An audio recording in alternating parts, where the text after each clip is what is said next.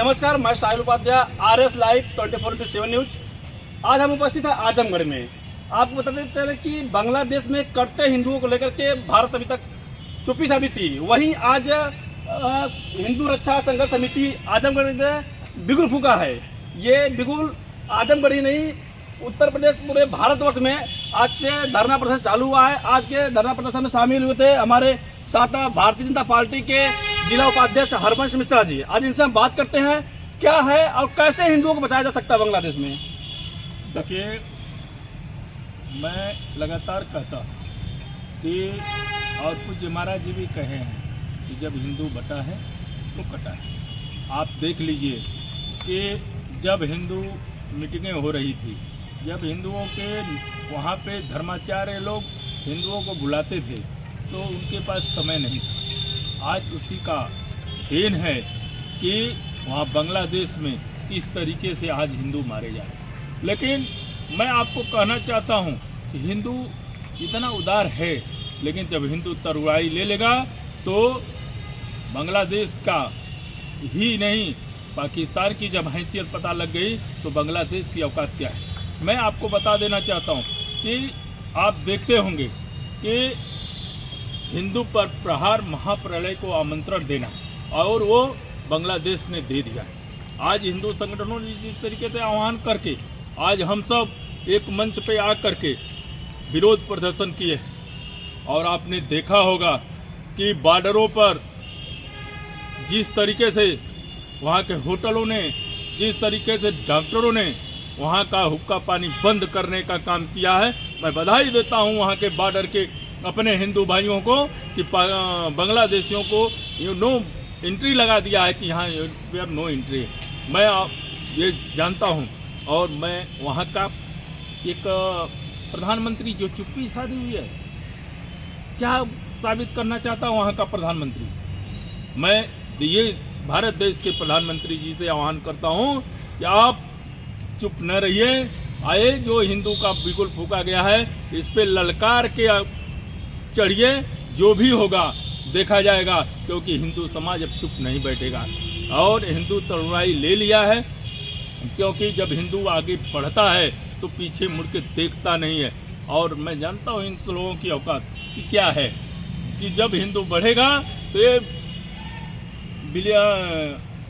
बिलबिलाते हुए ये घुटनों तरफ बड़ों आकर के फिर माफी मांगेंगे, क्योंकि अगर हिंदुस्तान अपना सब कुछ बंद कर दे तो बांग्लादेश भूखों मरेगा। जैसा कि आज इन्होंने बताया, लेकिन यही एक बड़ा क्वेश्चन खड़ा होता है कि जब हमारे देश के पड़ोसी देश बांग्लादेश ऐसी स्थिति में हिंदुओं के साथ इतना अन्याय हो रहा है, अत्याचार हो रहा है, उनके साथ गिरौनी हरकतें हो रही हैं, लेकिन भारत के अभी भी हिंदू जागते नहीं है। ये पॉलिटिक्स है या राजनीति का है, अभी भी ये जाति को लेकर के कुछ वोट के राजनीति को लेकर के सभी हिंदू, सभी पार्टियां एकत्रित नहीं हो रही है। वहीं कहीं छोटे छोटे मुद्दाओं को लेकर के यहाँ जो बोलने वाली पार्टियां हैं, आज इतने बड़े मुद्दे पर बोलने से टकरा रही है। इस पर क्या कहना चाहेंगे, क्यों आखिर टकरा रही है? देखिए, पूज्य महाराज जी लगातार जो यहाँ पे गुंडा माफियाओं पर कार्य कर रहे हैं, आपने देखा होगा प्रयागराज में एक यादव की हत्या हुई। एक यादव की हत्या हुई, पूज्य महाराज जी ने आदेश दे दिया कि हत्यारा बचना नहीं चाहिए, लेकिन क्या प्रयागराज में हत्या हो और वो भी यादव की हो, और अखिलेश यादव चुप रहे।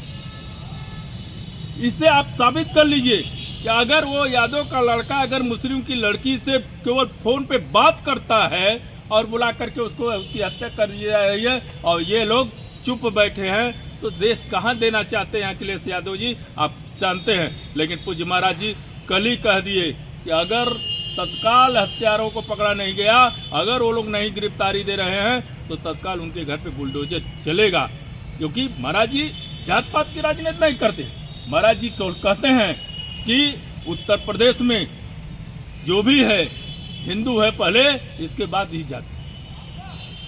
जैसे उन्होंने बताया कि उत्तर प्रदेश में ये आदरणीय पूज्य योगी जी को बताया इन्होंने कि उत्तर प्रदेश में जो है सबसे पहले हिंदू है, उसके बाद कोई जाति है।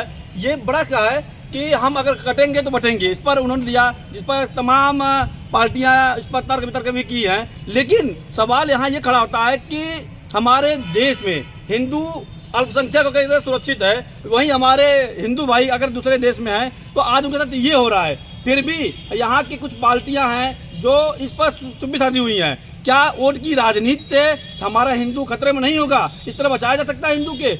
इस समय जो है कि हिंदुओं के प्रति इतने घिनौनी हरकतें हो रही हैं, लेकिन तमाम पार्टियां चुप है। आखिर ये कब तक चलता रहेगा? आगे देखते हैं। अभी तो ये आपके हिंदू रक्षा संघर्ष समिति ने बिल्कुल फूंक दिया है, पूरे भारत में फूंक दिया है। आज जहां तक देखा जा रहा है कि हर जिले में धरना प्रदर्शन तेजी से हो रहा है। लेकिन आगे देखते हैं कि इस धरना प्रदर्शन में विश्व हिंदू रक्षा समिति के साथ कौन लोग आते हैं? क्या भारतीय जनता पार्टी के ही कार्यकर्ता आते हैं या अदर भी पार्टियां के उसके सहयोग में उतरते हैं? ये बड़ी चीज है, इसको देखना है कि आखिर हमारे देश में जाति की ही राजनीति होती है कि हिंदुओं की भी लड़ाई लड़ने के लिए लोग आते हैं। आज के लिए बस इतना ही। आगे फिर हम एक नई कड़ी के साथ मिलेंगे।